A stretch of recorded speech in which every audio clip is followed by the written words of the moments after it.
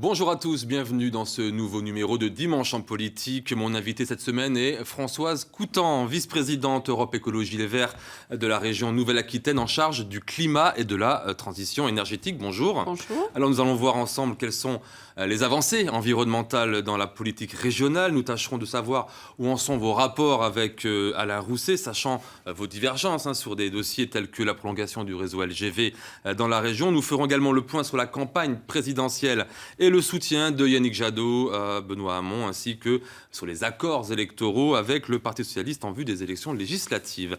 Françoise Coutan, cela fait maintenant un peu plus d'un an que vous êtes vice-présidente de la région. Êtes-vous satisfaite de cette première année au sein de l'exécutif régional?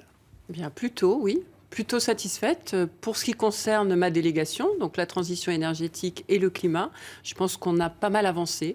On a réussi à harmoniser les politiques des 3 ex-régions et on va vers une démarche qui est extrêmement positive en termes d'efficacité énergétique et de développement des énergies renouvelables. Alors vous avez présenté il y a 2 semaines à peu près le nouveau dispositif d'aide aux particuliers pour favoriser les économies d'énergie d'un montant de 1 million d'euros avec la création de l'agence régionale pour les travaux d'économie d'énergie.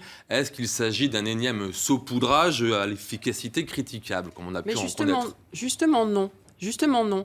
On a arrêté les dispositifs qui pouvaient être des saupoudrages parce qu'aujourd'hui, la volonté politique, c'est vraiment de répondre aux enjeux climatiques. Et répondre aux enjeux climatiques, c'est aller vers des économies d'énergie importantes. Le secteur du bâtiment est un secteur qui est extrêmement émetteur en gaz à effet de serre, extrêmement consommateur d'énergie.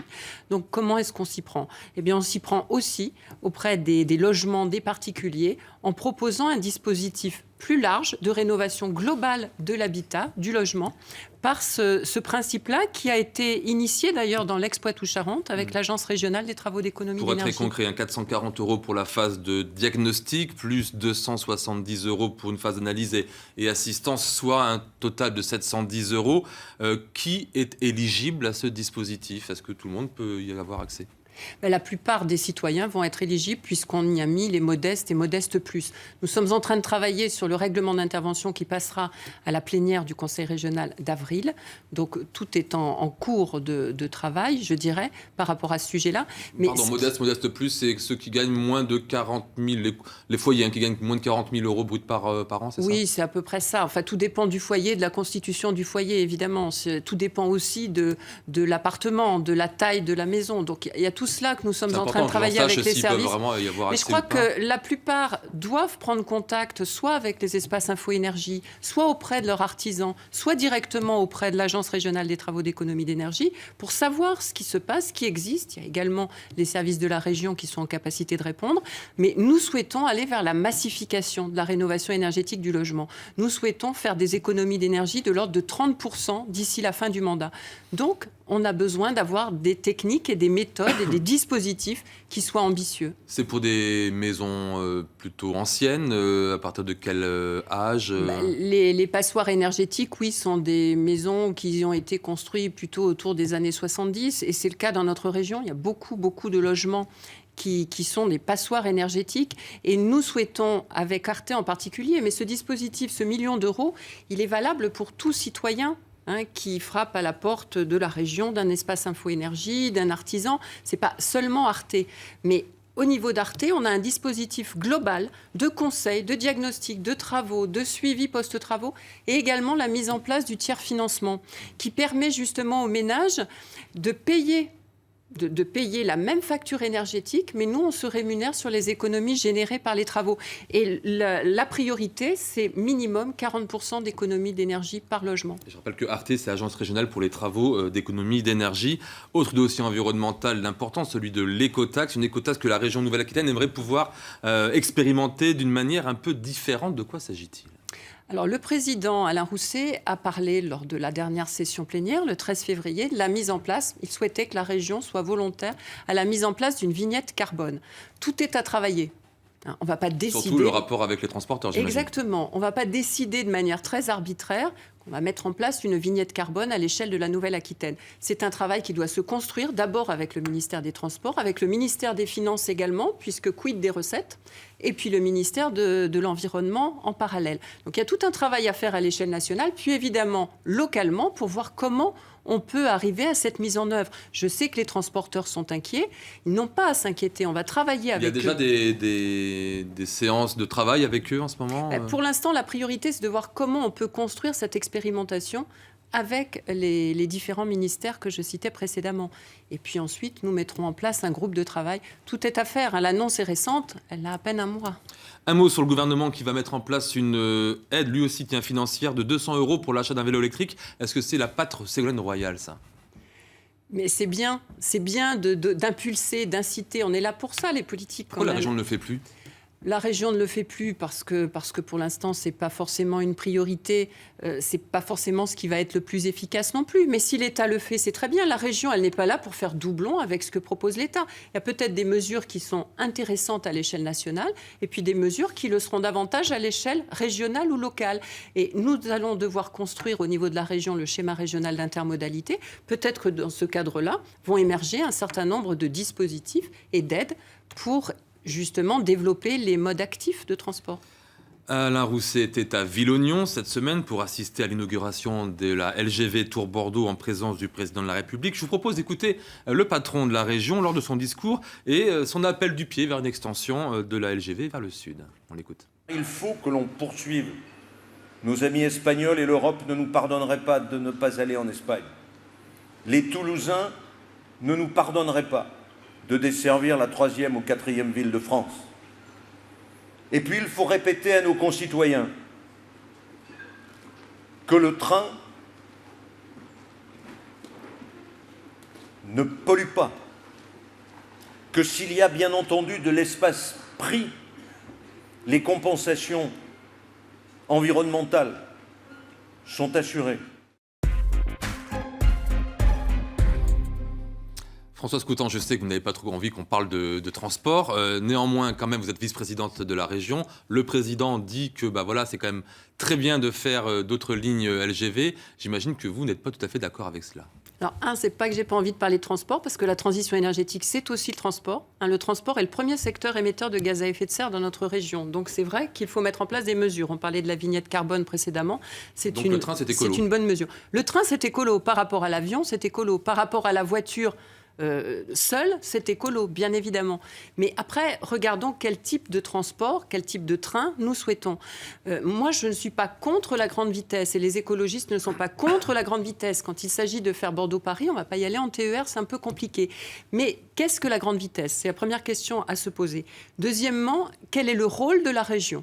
La région doit-elle développer des transports du quotidien pour les citoyens, pour leur déplacement quotidien, ou doit-elle mettre en place, financer des LGV ? Nous ne sommes pas d'accord avec le fait que les régions financent des LGV. Après, il y a toutes les conséquences qui peuvent exister sur les territoires de mise en place, de construction de ces énormes infrastructures. Franchement, est-ce que vous vous sentez trahi par Alain Rousset, qui avait, je le rappelle, promis lors de la campagne des régionales de ne pas financer, par exemple, le tronçon Poitiers-Limoges. Et je rappelle que le non-financement de ce projet était même l'une des bases de l'accord entre les ex-socialistes et les Verts au moment des élections régionales. Cet accord est respecté. Pour l'instant, nous n'avons pas mis un centime sur les LGV. Et j'espère que ça va continuer. Quand vous entendez les déclarations d'Alain Rousset, vous ne doutez pas un petit peu ? Mais je sais quelles sont les positions d'Alain Rousset par rapport au LGV. Je sais qu'on n'est pas d'accord sur ce sujet-là, mais je lui fais confiance pour l'instant, pour respecter l'accord que nous avons signé ensemble. Vous avez réellement de quoi peser sur les choix d'Alain Rousset ? On a vraiment l'impression, parfois, vu de l'extérieur, qu'il est le seul maître à bord du navire Nouvelle-Aquitaine. Mais bien sûr que non. Puis heureusement, c'est un président qui sait écouter. Oui, tout à fait. Tout à fait. Enfin, moi, sur les sujets qui m'importent et que je porte, à partir du moment où on argumente, où on lui explique clairement les choses, c'est un homme intelligent, il est tout à fait en capacité de comprendre. Je n'ai pas de souci là-dessus. Sur quel dossier, par exemple, vous avez pu le convaincre sur un désaccord préalable et que finalement il est devenu d'accord avec vous Mais non, mais sur la problématique de l'énergie, par exemple, l'efficacité énergétique, qui devait être une priorité, oui, il est d'accord avec nous. Sur la question du développement économique en lien avec la transition énergétique, je pense qu'il est tout à fait favorable. Il a très bien compris comment la transition énergétique pouvait développer les territoires, développer l'économie des territoires, développer du travail sur nos territoires, des emplois. Comment cette transition énergétique permettait aussi d'améliorer la santé de nos concitoyens. Donc les éléments argumentaires sont entendus par Alain Rousset. Après, sur cette question de la LGV... Vous êtes l'âme verte d'Alain Rousset Je ne sais pas si je suis l'âme verte d'Alain Rousset. Ce que je sais, c'est que sur la LGV, il y a un vrai sujet de discussion. On n'a pas du tout la même approche de la chose. Si je parle de la LGV au sud de Bordeaux, qui va donc vers le Pays Basque et vers l'Espagne, pourquoi est-ce qu'il n'y aurait pas une grande vitesse à cet endroit-là? Mais il y en a une déjà. Il y a aujourd'hui une voie qui peut être modernisée, qui n'est pas saturée, qui pourrait permettre de développer le trafic sur cet axe-là. Pourquoi en construire une nouvelle? C'est la question qu'on se pose. Nous avons des arguments. C'est la question qu'on lui pose. On a un certain nombre d'arguments à poser devant lui. On aimerait justement qu'il y ait un groupe de travail, et il nous l'a promis, un groupe de travail qui se mette en place pour qu'on puisse confronter nos arguments, nos respectifs, sur ce sujet-là. Quant à la LGV vers Toulouse, je la trouve complètement inutile. Inutile parce que rejoindre Paris de Toulouse en passant par Bordeaux, c'est pas forcément la voie la plus directe. Il me semble qu'on pourrait réhabiliter et moderniser cette ligne POLT qui traverse le centre de la France. Quid du barreau Poitiers-Limoges que le président Hollande aimerait beaucoup voir réaliser? Oui, mais enfin, le président Hollande, bon, voilà, il est président pour quelques mois encore, quelques semaines, je dirais. Ce projet Poitiers-Limoges est aberrant. La plupart des gens le pensent. Et je crois, là encore, que pour rejoindre Paris de Limoges, il y a plus simple que d'aller passer par Poitiers. Alors, dans son discours à Villonion, François Hollande a mis le doigt sur l'autre problème de la LGV, celui des dessertes. Un problème qui reste sensible, surtout en Charente, comme ont pu le constater cette semaine Tanguy Coasec et Julien Delage. C'est une petite phrase de François Hollande, lâchée au détour de son discours d'inauguration de la LGV, qui aura piqué l'attention des défenseurs de la desserte de Ruffec. Et je sais que beaucoup de collectivités locales voudraient être concernées par la desserte. Parce que nous sommes comme ça, les Français. Nous voulons que ça aille vite et que ça s'arrête partout. C'est compliqué. Pourtant, au lendemain de ces propos, le collectif ruffecquois ne veut pas se sentir totalement visé.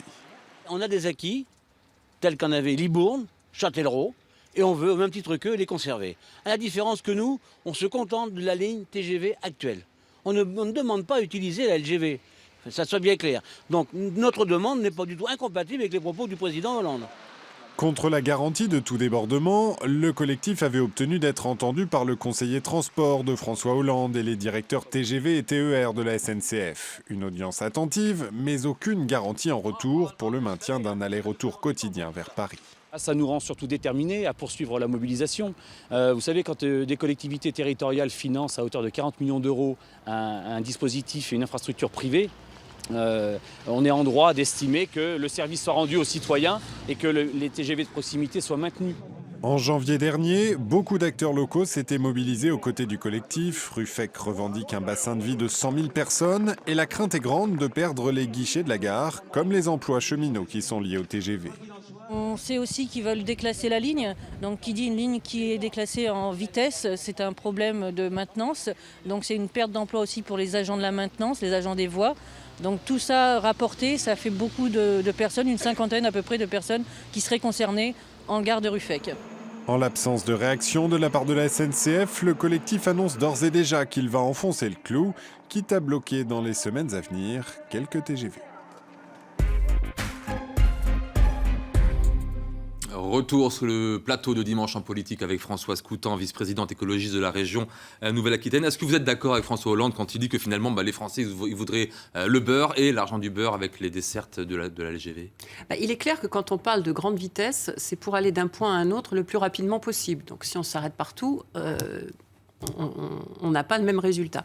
Mais il est clair aussi que, et les écologistes l'avaient dit, que ces LGV qu'on souhaite développer partout entraînent une diminution de l'irrigation et de la desserte des territoires. Donc c'est un des risques qu'on avait posé. Moi j'espère que le TGV pourra s'arrêter encore en gare de Ruffec, mais on savait bien qu'il y avait ce risque-là. Il y a beaucoup d'autres Le TGV, risques. vous parlez de l'ancien TGV, le TGV lent, on va dire. Le TGV lent qui était déjà rapide quand même, faut pas exagérer. Hein. C'est pas parce qu'on gagne quelques minutes que la vie est bien meilleure. Mais vous ne demandez pas à ce qu'il y ait un arrêt à LGV à Ruffec. Mais moi, je soutiens ceux qui portent cette demande d'arrêt TGV à Ruffec. Il existait cet arrêt. Pourquoi on le supprime? Pourquoi on nous dit qu'on va Justement, pour aller maintenir... encore plus vite. Mais je sais bien, c'est bien l'incohérence justement de ces lignes à grande vitesse. Et je crois que nous, en tant qu'élus régionaux, on doit aussi porter cette desserte des territoires.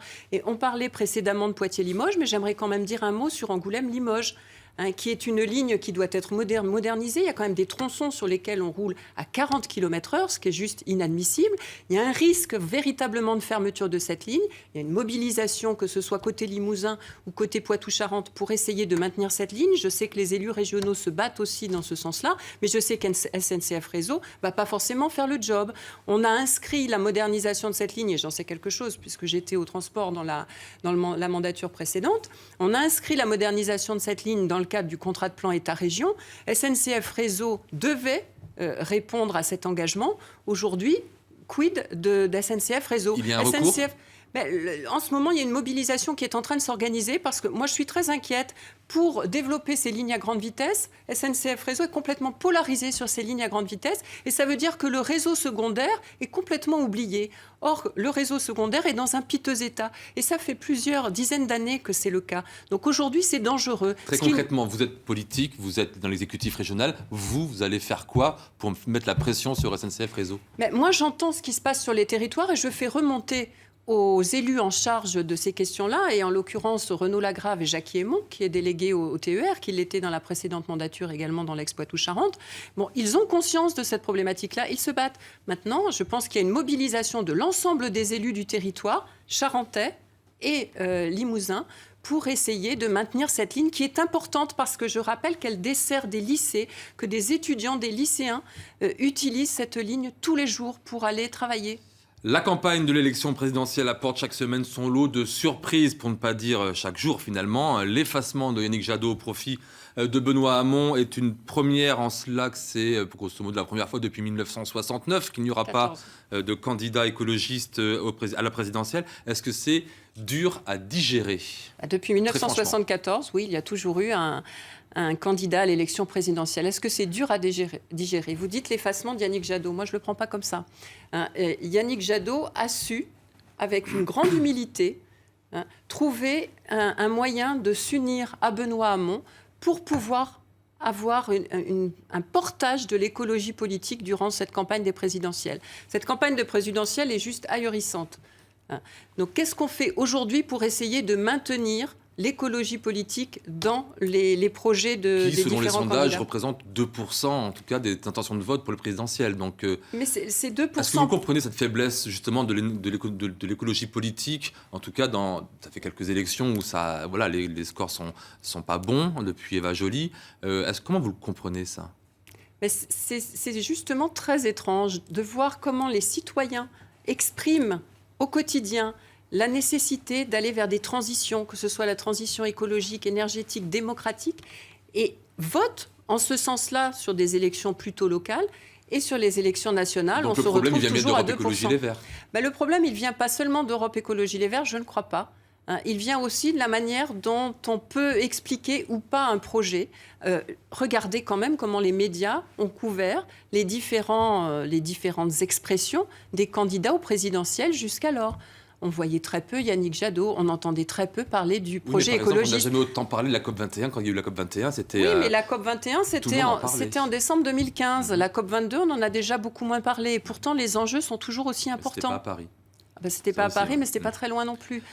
Mais les enjeux sont toujours là, les enjeux climatiques. Tout ça pour dire que finalement, Yannick Jadot avait le choix. Il n'avait pas le choix, finalement, électoralement parlant. On a toujours le choix. On a toujours le choix. On aurait pu maintenir cette candidature. Est-ce que le fait de maintenir cette candidature permettait de porter un projet politique, d'écologie politique jusqu'au bout et surtout, dans une prochaine mandature, Pour vous, la réponse était non? Là, moi, il me semblait que non. Je soutiens complètement la démarche qu'a engagée Yannick Jadot. Il y a un projet, un accord avec Benoît Hamon qui est intéressant sur le fond. sur la question de la sortie du Alors justement, ça nucléaire. tombe bien parce que je voulais poser la question de l'accord entre Yannick Jadot et Benoît Hamon. C'est aussi l'accord électoral en vue des législatives. Les socialistes réserveraient, je crois, une quarantaine de circonscriptions vertes, dont une dizaine gagnables.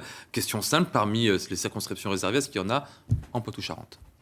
Oui, il y en a une en Poitou-Charentes, mais c'est même pas ça la question la 4e de aujourd'hui. la Vienne? Non, c'est en Charente-Maritime. Mais c'est pas ça la question. La question, c'est qu'est-ce qui va se passer durant ces élections présidentielles? Quel sera notre futur président? Parce que je pense que d'ici, dans les semaines qui viennent, on va de rebondissement en rebondissement, il risque d'y en avoir d'autres, d'ici le premier tour des présidentielles, en fonction du résultat le 23 avril, et puis un peu plus tard pour le résultat du second tour, nous verrons et nous aviserons, parce que les cartes peuvent être rebattues de manière extrêmement importante. Il n'y a pas eu de bradage de l'écologie pour quelques circonscriptions? Non. C'est le reproche que font quelques 20% en tout cas des gens d'Europe Écologie Les Verts qui ont voté contre. Quand on regarde le fond de Le l'accord rapprochement. politique, il n'y a pas de bradage de l'écologie politique. Benoît Hamon s'est engagé vraiment à porter les idées que nous partageons. Sur certains points, nous partageons l'histoire, le revenu universel, par exemple, c'est quand même quelque chose que nous partageons depuis très longtemps. On va en parler du fond. Que comptez-vous faire avant tout sur la 4e circonscription de la Vienne, tenue aujourd'hui par Véronique Massonneau, qui, je le rappelle, a quitté Europe Écologie Les Verts pour écologiste, une formation favorable à l'alliance à l'époque avec les socialistes. Maintenant que cette alliance, elle est de nouveau effectuée avec les socialistes, va-t-elle réintégrer Europe Écologie Les Verts? C'est un peu compliqué de s'y retrouver quand même. Mais je comprends que ce soit compliqué, mais qui se retrouve aujourd'hui dans le panorama politique pour ces élections présidentielles? Celui qui s'y retrouve et qui sait précisément là où on va aller, je l'incite à me dire ce qu'il va en être, parce que moi je ne vois pas précisément. Alors par rapport aux circonscriptions, Ça provoque pas la désaffection justement des Français pour la politique et pour. Mais qui fait de la politique d'une manière assez ahurissante en ce moment? C'est quand même pas les écologistes. Les écologistes ont montré qu'ils étaient capables d'être responsables, qu'ils avaient une maturité, qu'ils étaient capables de dépasser cette question des égos et d'avoir un candidat pour pouvoir justement privilégier un projet politique qui réponde aux enjeux du XXIe siècle. Vous faites quoi avec Véronique Massonneau? Je ne sais pas ce qu'on fera avec Véronique Massonneau, puisque pour l'instant, nous sommes convoqués à un conseil politique régional. Et que, Parce qu'elle est comme vous, un soutien Benoît Hamon. Hein. Mais très bien, tant mieux. Justement, nous devons discuter. Et c'est ce qui va se passer dans les prochains jours. Et il va y avoir un conseil fédéral aussi au niveau national qui arbitrera de tout cela. Entre Jean-Luc Mélenchon et Benoît Hamon, qui est le plus écologiste des deux? Je ne vais pas mettre des points à l'un et à l'autre. La question se pose parce que là encore, des militants Europe Écologie Les Verts auraient préféré, certains en tout cas, auraient préféré s'allier avec Jean-Luc Mélenchon qui a fait un virage écologiste, en tout cas semble-t-il, depuis quelques années. Moi, que dans l'équipe de Jean-Luc Mélenchon, il y ait véritablement des personnes qui tiennent à l'écologie, à la transition écologique, ça, je n'en doute absolument pas. Et c'est tout à fait respectable. Maintenant, quel est notre choix, nous, sur le plan global des valeurs qui nous portent, les écologistes? Je pense en particulier à la question européenne. Il y a un vrai sujet avec Jean-Luc Mélenchon. On n'a pas du tout la même approche de cette question européenne. Les deux souhaitent sortir du nucléaire, par exemple, en 25 ans, avec l'objectif d'avoir 100% d'énergie renouvelable en 2050. Benoît Hamon était jusqu'à la moins ambitieux, lui. Il a évolué en faveur de l'accord passé avec l'écologiste Yannick Jadot. Vous y croyez réellement, vous, à l'écologie du Parti socialiste? C'est justement ce qui pose souci à certains de mes camarades écologistes. C'est-à-dire qu'ils placent Benoît Hamon au sein du Parti socialiste avec un certain nombre de socialistes qui ne nous ont pas du tout montré leur appétence et leur goût pour mettre en place des politiques écologistes au niveau national. De la commercialisation des véhicules diesel d'ici 25 ans? Non, mais bien sûr. Justement, mais est-ce qu'on peut classer tous les socialistes dans le même sac? Moi, je ne suis pas comme ça. Je regarde les personnes. Pour l'instant, il y a un bon accord avec Benoît Hamon. Même ce que je souhaite, c'est que tous les amis de la France insoumise rejoignent ce rassemblement. Moi, je souhaite que nous trouvions un accord à 3. Et c'est pour ça aussi qu'on se bat sur les territoires aujourd'hui. Ce n'est pas un choix entre Benoît Hamon et Jean-Luc Mélenchon. Là, je crois que ça dépasse vraiment les enjeux d'ego personnel. Moi, ce qui m'intéresse, c'est qu'on crée un grand rassemblement des forces sociales et écologistes pour montrer qu'on est capable d'aller vers autre chose. Où en est le Parti socialiste aujourd'hui? Où en sont les écologistes aujourd'hui? Où en est le Parti communiste? Est-ce qu'on n'a pas matière à construire quelque chose ensemble? C'est mon espoir, en Il nous tout reste cas. 3 minutes. La disparition la semaine dernière de Xavier Belin, le patron de la FNSEA, a provoqué de nombreux hommages appuyés de la part de la classe politique. Pourtant, l'homme était, on va dire, très critiqué, que ce soit à l'intérieur de son syndicat ou en dehors. Sa vision productiviste de l'agriculture était, on peut le dire, à l'opposé de la vôtre. Mais tout à fait. Mais toutes ces éloges, ok, dont acte. Moi, ce qui m'intéresse, un homme est mort, ça se respecte. Condoléances, il n'y a pas de souci. Sur ce qu'il a pu faire à l'agriculture durant ses mandats à la FNSEA, là, je serai un peu plus critique. Donc, qu'on respecte les personnes qui disparaissent, je suis complètement d'accord, on est dans l'humain. Et puis après, on regarde véritablement les actes. On voit une population agricole et des paysans qui sont dans des situations dramatiques aujourd'hui. On voit ces paysans qui ne touchent pas, qui n'ont même pas touché pour certains les soldes des aides européennes pour 2015, qui n'ont rien touché en 2016. Donc on a un véritable problème avec l'agriculture aujourd'hui. Et on a vu cette semaine le relatif succès de la visite de Marine Le Pen au Salon de l'Agriculture. 35% des exploitants agricoles se dirigeraient vers un vote FN contre moins de 20% en 2012. Comment vous l'expliquez, ça ? Par la peur, peut-être, par l'angoisse aussi. Au moment où Xavier Belin, au moment où il y avait les obsèques de Xavier Belin, on a appris le suicide d'un éleveur en Bretagne. On voit la situation dramatique dans laquelle sont les agriculteurs aujourd'hui. Qu'est-ce qu'on fait ? Qu'est-ce qu'on propose comme alternative ? Moi, j'ai l'impression qu'on les a mis dans une espèce de situation où aujourd'hui, ils sont complètement perdus, noyés, sans pouvoir réagir. Donc, nous, on propose un projet. Alors, Marine Le Pen, moi, je veux bien. Elle est en train de critiquer l'Europe, il faut sortir de l'Europe, etc. C'est quand même l'Europe qui amène les aides aux agriculteurs. Moi, ce qui m'intéresserait, c'est qu'on revoie justement l'organisation de ces aides et qu'on aide les agriculteurs à produire et à vivre de leur production. Parce qu'aujourd'hui, ce n'est pas le cas. On a bien entendu votre réponse. L'événement politique de la semaine, c'est la conférence de presse de François Fillon ce mercredi. Le candidat des Républicains, qui devrait être mis en examen le 15 mars, a choisi la dramatisation pour annoncer qu'il ne renoncera pas, revenant ainsi sur sa parole de ne pas se présenter en cas de mise en examen. On l'écoute. C'est un assassinat en effet, mais par ce déchaînement disproportionné, sans précédent connu, par le choix de ce calendrier, ça n'est pas moi seulement qu'on assassine, c'est l'élection présidentielle. François Skoutan, en 20 secondes, votre réaction par rapport à ce fait politique ? Moi, je ne pense pas que ce soit un assassinat politique, mais plutôt un suicide politique de la part de François Fillon. Je trouve ça grave qu'il mette sa famille politique dans la situation dans laquelle elle est aujourd'hui, c'est-à-dire sans candidat crédible.